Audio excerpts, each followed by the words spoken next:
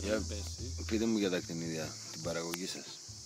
Εδώ καλύτερα χασίσι έπρεπε να βάζουμε, γιατί θέλει λιγότερη φροντίδα και αποφέρει περισσότερο κέρδος, πιο εύκολο και μαστούρα. Καλή. Χασίσι λοιπόν. Αλλά το κράτος είναι γαμμένο, μας κυνηγάει, δεν μας αφήνει. Δεν σας δίνει επιδοτήσεις για να μπορέσετε να καλλιεργήσετε τα δενδρίλια? Δηλαδή τώρα εντάξει με το χασίσι ούτε ξεβοτανείς, μετά τις πουστιές αυτές που έχουμε εδώ πέρα να κάνουμε δεν τις κάνουμε. Το βάζεις, το ποτίζεις, τελείως η υπόθεση. Δεν έχεις δηλαδή.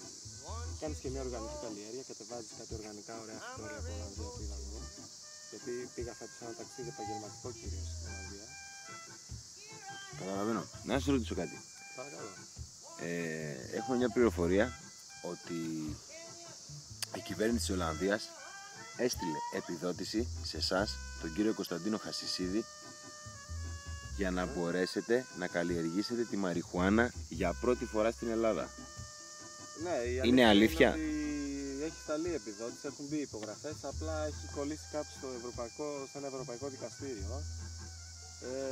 Είναι τα λεφτά έχουν μπει ας πούμε κανονικά, απλά υπάρχουν κάποια ζητήματα νομικού κυρίως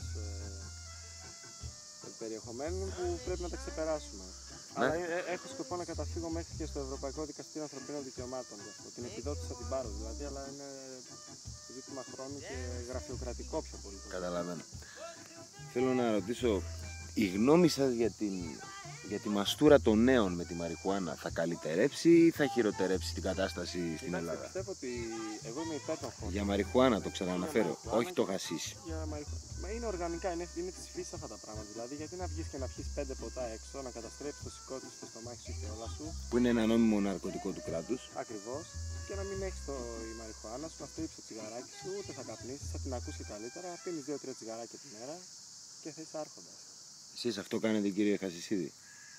Εγώ όποτε μου δίνεται η ευκαιρία, ναι, φτάνω και τα 12, αλλά εντάξει, έχω χρόνια που πίνω. Ανάλογος για τα τσιγάρα που έχω. Όταν υπάρχει ελευθερία, ας πούμε, μπορεί να πιω και 20 τη μέρα.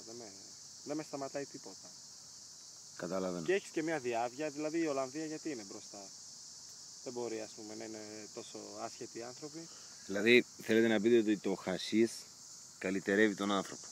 Φυσικά, από όλες τις απόψεις. Αυτά είναι τα δενδρίλια σας, αυτά που βλέπουμε τώρα? Ναι, αυτά είναι κάποια δοκιμαστικά. Έχουμε βάλει εδώ 12 στρέμματα. Ναι. Τώρα είναι σε πρώιμο στάδιο βέβαια. Ναι. Αλλά σε 2 χρόνια πιστεύω να πάρουμε την πρώτη παραγωγή. Για πόσα κιλά μιλάμε? Μιλάμε γύρω στους 40 τόνους περίπου.